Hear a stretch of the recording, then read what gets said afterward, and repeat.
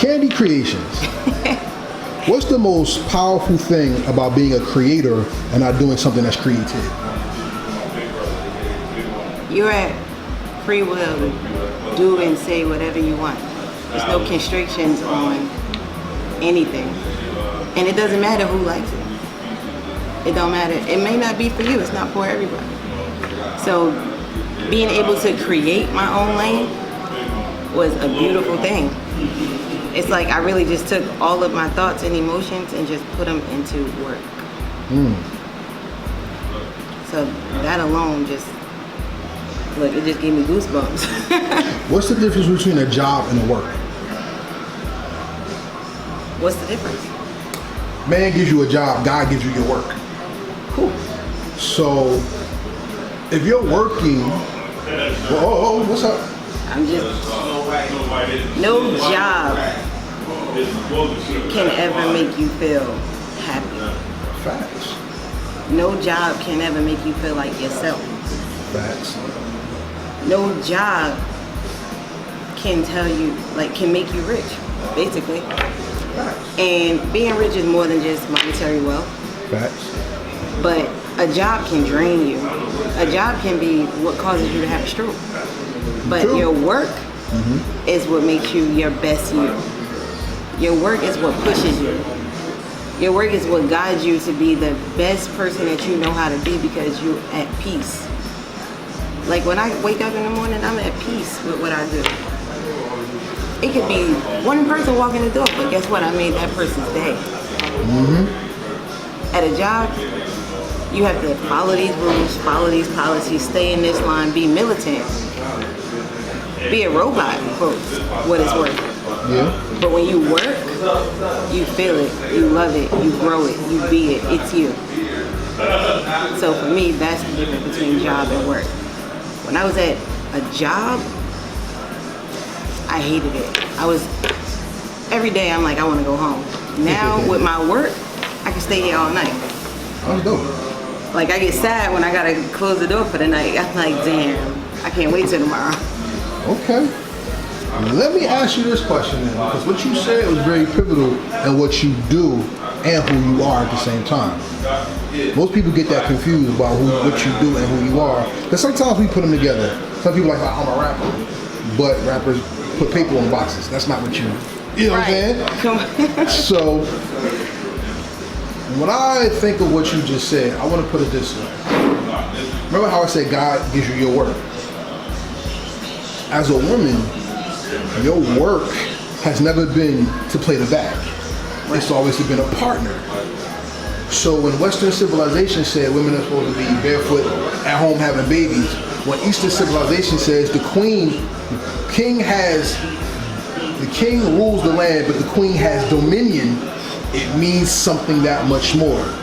How do you establish your domain so people can't define your work?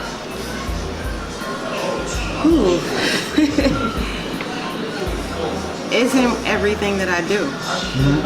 Everything that I do. Like, I work in here behind the scenes. I do everything behind the scenes, but you know that I'm the entity, or I'm an entity here. Like, you feel my presence, definitely. And sometimes when you love your work or what God's delivered to you, He puts you in a position for you to do nothing but shine. So it's already there for you. Right. So for me, I don't have to do anything. It's already in my presence. It's already in everything that I do. Like, it's two of us here, but you know there's me, even if you don't see me. Okay. So it's like, I don't feel like I have to do anything extra. I don't feel like I have to demand, or I don't have to say, hey, this is me, for instance. It's like, we all know exactly what we're supposed to do. But when you walk into that line of work, for instance, what's the word I'm looking for? damn, for lack of a better term, you wear it. You wear it. But nah, it's like, definitely, it's on your sleeve. Like, you don't have to. Hip hop is definitely hip hop. What's the next question? Okay. I'm gonna define what you do, who you are, and your work in 2 words. I've never been defined in 2 words, so let's hear it. Never? In 2 words? I'm gonna define you in 2 words. I've never been defined. What you said off of what you do, who you are, and your work. You never heard of Queen Mother before? Absolutely. So why can't you be described in 2 words? Wait, I didn't hear that, the last. So why can't you be described in those 2 words? You can. Whoa. Think about it this way. Think about it this way. Because I've What's up? never equated. Both? I've never equated that to. What you do? Absolutely. So let's break it down. What you do is you have dominion. Makes you a queen, right? But as a mother, you nurture your dominion so that everybody under you learns, elevates, and moves on. Is that not what you do with your studio? Absolutely. So then with your t-shirt thing, when you're giving people something to walk away with, you're giving them a power that makes them feel good about themselves, not about what they wear, but maybe there's a message there that defines their minds.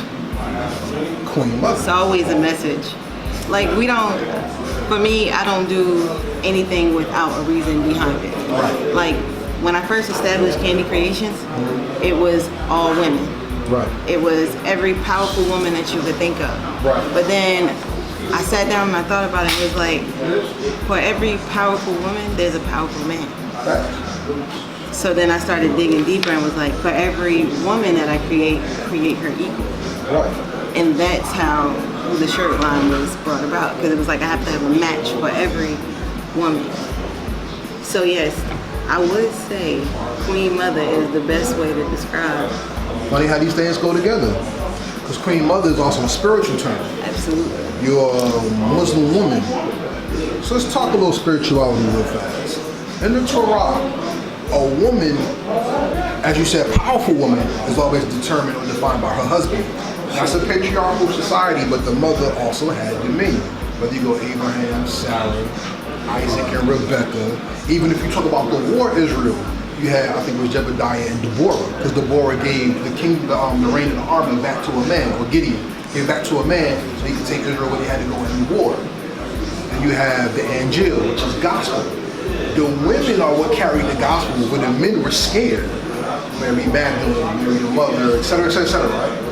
And even in Islam, from the past of Khadijah to even today with the Honorable Minister of North Farrakhan's wife being there, Benny Shabazz is another one. Absolutely. You have women always play the part of Queen Mother. Some women don't like the title Queen because queens have slaves. But a lot of women like the term Queen because Queen means you have a certain respectability that has to be honored, like a mother.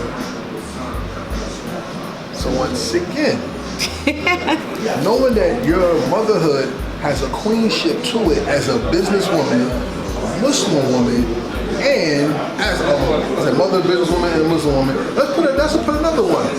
A forerunner, an inspiration, a benchmark in history, as someone to move forward from. When they say they think of you, that's what they pattern their growth off of. What is the responsibility of a business person when it comes to establishing something and having the community grow from their creation?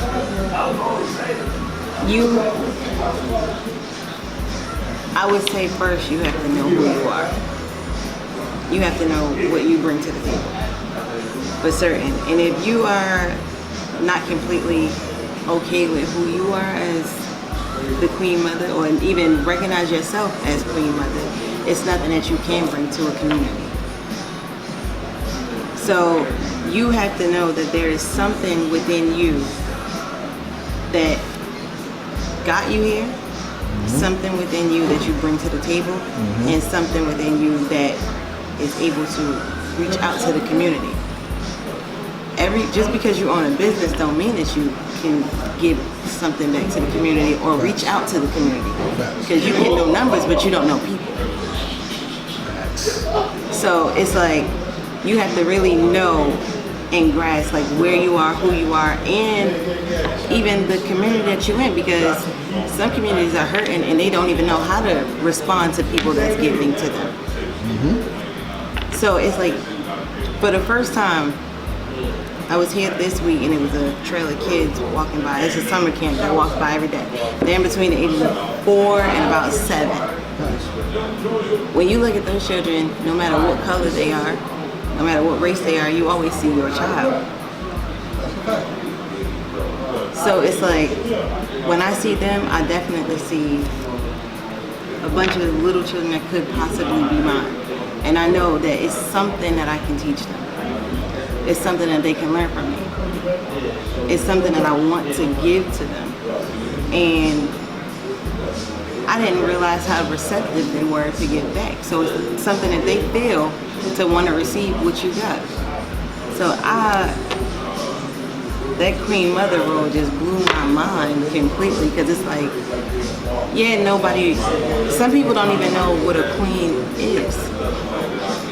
Like, yeah, some queens have sleeves, yes, but if you're in a position of power, don't you have maids?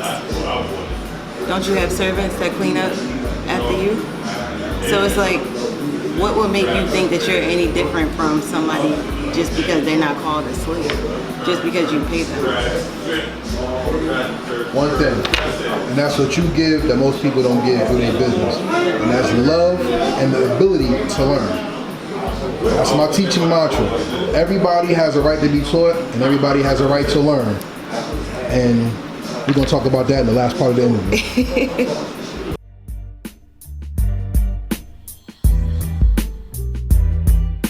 Thank you for watching our presentation. We ask that you subscribe to our YouTube family and hit the notification bell for updates. Please like, comment, and share this video.